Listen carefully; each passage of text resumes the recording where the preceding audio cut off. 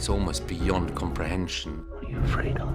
It's one of the most incredible stories I've ever heard. Everything that you it's all just a lie. Truth is stranger than fiction. I just sit at my typewriter and make things up. Totally mad. But it did all actually take place. This is the true story of our life.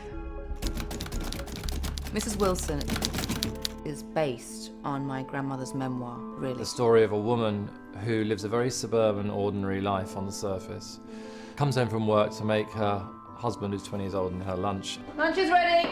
And he has a heart attack and dies. Wake up! It's about one woman discovering who this man is and how it then affects her life and how she deals with that. I'm his wife, Alison Wilson. Who are you? Gladys Wilson. I'm Alec's wife. Good night. He had 4 wives and kids with all of them. How on earth did he do that? It's about secrets and lies. How do you live with secrets, or do you share? I said get out! Alison Wilson was an extremely intriguing character. She was brought up in a very remote part of Cumberland and developed a keen sense of romanticism. She fell in love with him. He was 25 years older than her. There were lots of things that were doubtful about him. He's a crook and a liar. I don't believe a single word he says. He was a spy. He was a writer. His job was to be secret. He could make stories up. I think that's a very confusing way to live life. He was fundamentally a good soul. I think he had a good intent, he had a good heart. He loved his children and he was a good father, and he did whatever he did for his reasons, and they were the right ones. You don't trust me, do you? Women fell at his feet wherever he went. He was incredibly charming. He is an absolute enigma. You pray every day. In these uncertain times, one needs to have faith. Ruth Wilson has an extraordinary amount of pressure on her.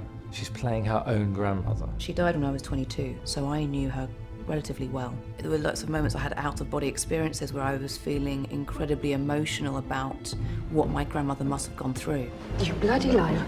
So sort of feeling for her in some moments rather than necessarily being her. It's a huge responsibility for Ruth. It's so brave to lay your family's story out, you know, on a platform like this. She takes Alison Wilson and makes her her own, and you cannot stop watching her because her performance and her portrayal is so compelling and her emotions are so truthful and real. I think it's the hardest role I've played. Forgive me for being weak. So weak.